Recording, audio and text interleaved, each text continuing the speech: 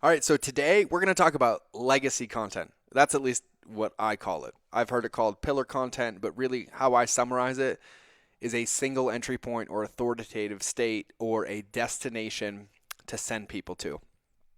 So let me summarize like this. Content without a next step or destination is just noise. And that's the last thing that we want to be doing for our customers is creating noise.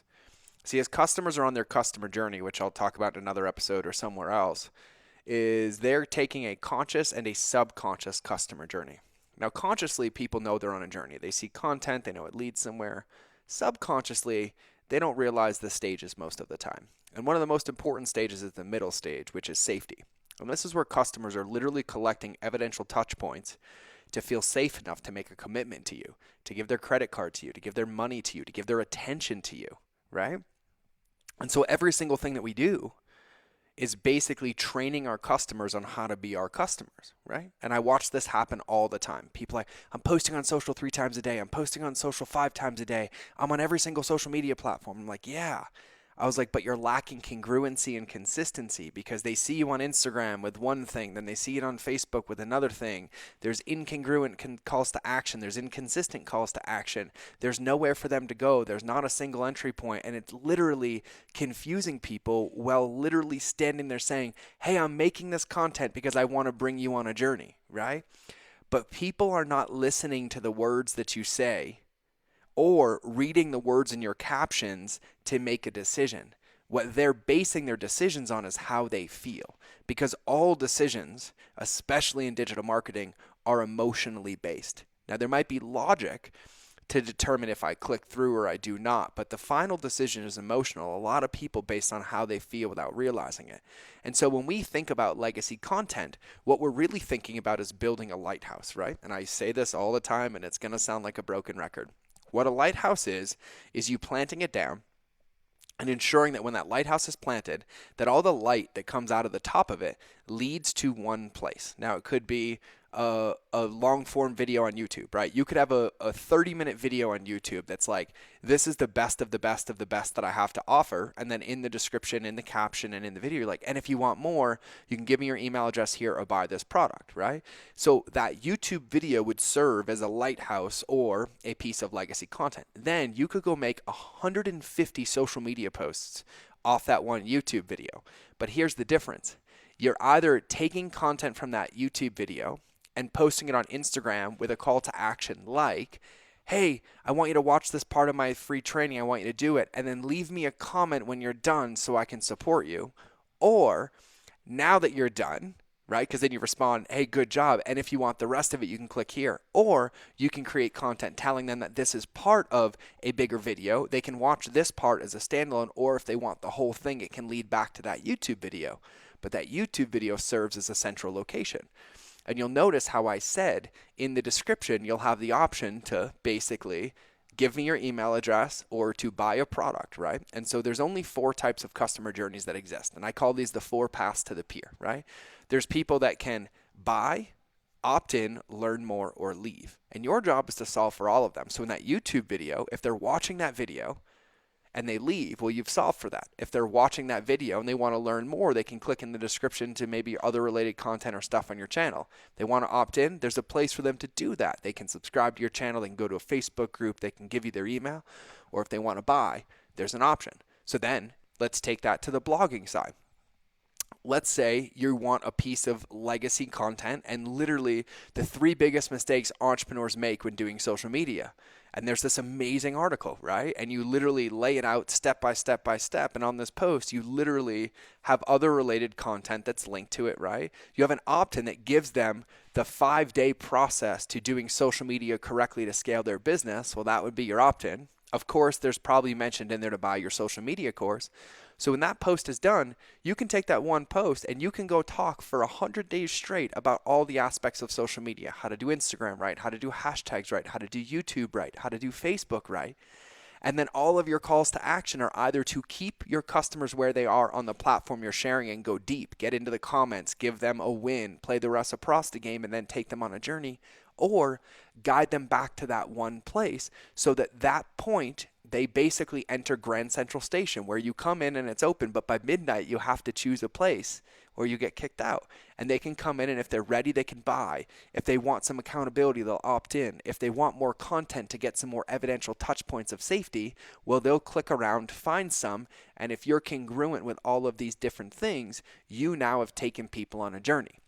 I watch entrepreneurs, influencers, business owners do this all the time. They'll be talking about 15 different things on 7 different social platforms and sending everybody to 85 different places. And they wonder why it's so hard to be in a relationship with their customers or to get data or to take them on a journey. Because our job as business owners and entrepreneurs is to own and control the journey. Our job is to be the masters of time and space. And so when we create content, we have to know the next 10 to 30 touch points that our customers have to take to achieve their goal, or else we're just making noise. And here's the worst part. We're actually pushing them further away from their goals, which is creating what's called reactance, which makes people defensive, because then they're getting into, why am I consuming this content? I'm not getting results. They start creating objections that didn't exist, and then they turn into an anti-marketing machine simply because they weren't properly led. And I say this all the time. Leadership isn't saying something once, it's saying the same thing as many times as required until the very last person gets it.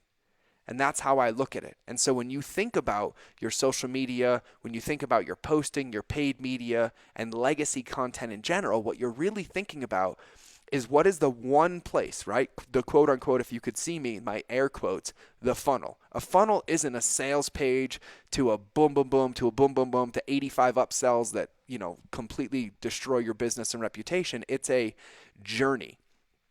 And the journey the reason I use a lighthouse, if you envision a lighthouse, if the lighthouse is the destination, the further away it gets, the brighter and brighter that light comes. And as they get closer and closer and closer, the field gets narrower and narrower and narrower as we're leading their choices, as they trust us more, as they believe in us more, as they believe in themselves more, and they're creating momentum until they hit the one destination that we designed for them. So if you're posting content, if you're posting social, if you're making noise without a very clear destination in your mind that at least you know about, you're already losing. Now the bonus is you know the destination. You tell people that they're going to that destination and you're going to help them get there, which kind of gives them a North Star and a check-in so they don't feel overwhelmed and they get into momentum. And you guide people on that journey in a very, very clear state, right? And so that is the definition for me of legacy content. Now, a little bit of a caveat here is another definition that I use is that you also want to make sure that what you're creating, the content that you're creating is evergreen, right? If you're creating content without a destination or content that can only be used once, 99% of the time it's a liability. And if you do nothing but create liabilities in your business or in your marketing, you're not going to have a business. We need to be in the game of creating assets.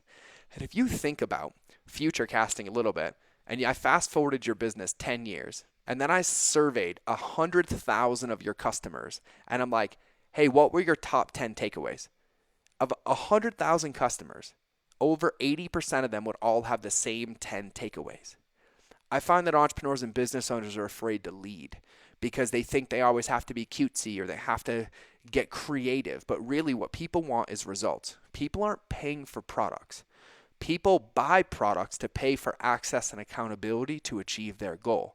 And so you need to be very clear, meticulous, and intentional about what you create, why you create it, to have congruency and simplicity in the brand. So when somebody sees your light out of your lighthouse, they recognize the pattern and the color and they know it's yours, which is going to allow them to feel safe because you're being consistent, you're being congruent, and you're bringing them on a journey until they achieve their desired after state. And so now my question for you is, where can you get tight?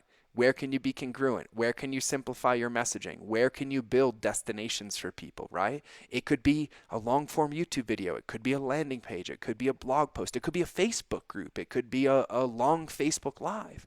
But really what you need to do as a leader, because if you're listening to this or if you're watching this, you're a leader, which is why you're consuming it.